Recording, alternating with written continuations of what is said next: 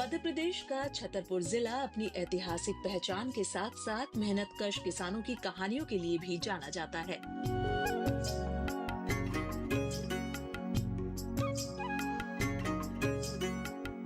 इसी जिले की रहने वाली सरवर जहां आज अपने साहस, संकल्प और कर्मशीलता से एक अलग मिसाल पेश कर रही हैं। सरवर जहां ने खुद को केवल एक काम तक सीमित नहीं रखा। उन्होंने पोल्ट्री फार्मिंग को अपनी आजीविका का मजबूत आधार बनाया।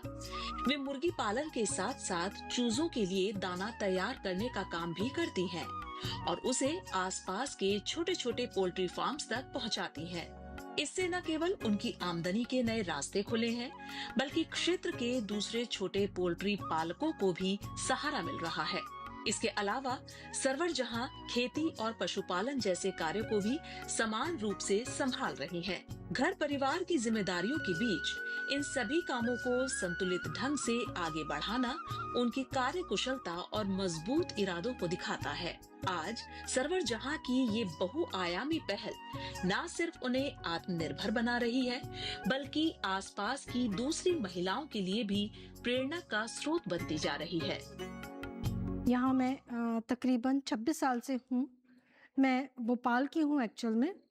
और मैंने यहाँ पे आने के बाद मेरे हस्बैंड को पोल्ट्री का काम करते हुए देखा और पोल्ट्री में जो कमियाँ थी वो फिर है ना हम लोगों ने धीरे धीरे करके दूर करी। अपना फीड बनाना चालू करा जिससे हमें अच्छी ग्रोथ मिली। और पोल्ट्री का बिजनेस जो है वो किसान भाइयों को करना चाहिए खेती के साथ साथ।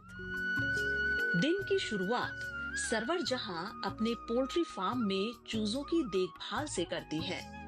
सुबह सबसे पहले वे चूजों का हालचाल देखती हैं और फिर उनके लिए दाना तैयार करने के काम में लग जाती हैं। सरवर जहां का मानना है कि अगर शुरुआत से चूजों की ठीक तरह से देखभाल की जाए तो आगे उनका विकास भी अच्छा होता है। वे ये भी बताती हैं कि चूजों को बड़ा होने में करीब 30 से 35 दिन का समय लगता है। इस दौरान कई बातों का ध्यान रखना पड़ता है, जैसे उन्हें सही समय पर दाना और पानी मिले, रहने की जगह साफ सुथरी रहे और मौसम के हिसाब से उन्हें जरूरी तापमान भी मिलता रहे। सरवर जहां ये भी मानती है कि चूजों की अच्छी ग्रोथ के लिए दाने की गुणवत्ता बहुत मायने रखती है। साथ ही बीमारियों से बचाव के लिए समय समय पर जरूरी सावधानियां अपनाना भी जरूरी होता है। सबसे पहले सुबह उठने के बाद चाय के बाद सबसे पहले अपने बर्ड्स को ही चेक करते हैं।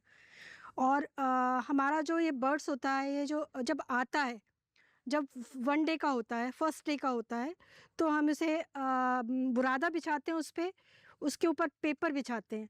उसके बाद फिर उन बर्ड्स को उसमें छोड़ देते हैंगे और उन्हें 5 दिन तक एंटीबायोटिक वगैरह देना रहती है, दवाइयाँ देनी रहती है, टॉनिक देना रहता है।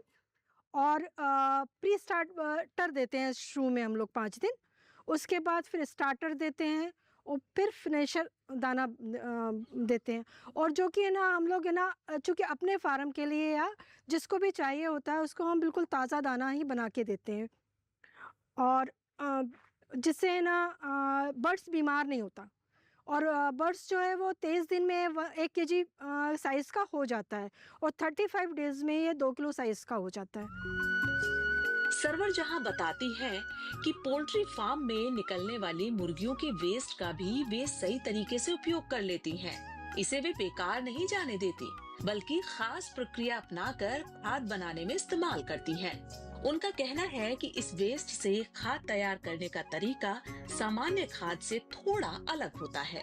इसके लिए पहले उचित जगह का चयन करना पड़ता है, फिर वेस्ट को सही ढंग से इकट्ठा करके उसकी सड़न और बदबू को नियंत्रित करने वाली तैयारियां की जाती हैं। सरवर जहां इस बात का विशेष ध्यान रखती हैं कि खाद बनाने की पूरी प्रक्रिया साफ सफाई और सावधानी के साथ हो, ताकि इसका सही उपयोग खेती में किया जा सके। इस तरह पोल्ट्री फार्म से निकलने वाला अपशिष्ट भी उनके लिए एक उपयोगी संसाधन बन जाता है। सरवर जहां न सिर्फ पोल्ट्री को संचालित कर रही है, बल्कि उससे निकलने वाले वेस्ट को भी सही दिशा देकर खेती में काम में ला रही हैं। यही सोच उनके काम को और भी उपयोगी और प्रेरणादायक बनाती है। मुर्गी का जो ब्रायलर का जो वेस्टेज होता है, बुरादे का जो उस पे जो बीट करती हैं पूरा 35 डेज़, जो है ना बीट करती हैं, जो वेस्टेज निकलता है उसका भी हम लोग खेती में यूज़ करते हैं। उसको है ना एक गड्ढे में डालते हैंगे और उसे है ना उसमें फिर पानी डालते हैं, वो तकरीबन 3 महीने लगते हैं उसको, उसमें डिकम्पोज़र भी डालते हैं, पूरा साइंटिफ़िक तरीके से उसका करते हैंगे और फिर उसको है ना हम लोग अपने खेत में खाद के लिए यूज़ कर सकते हैंगे।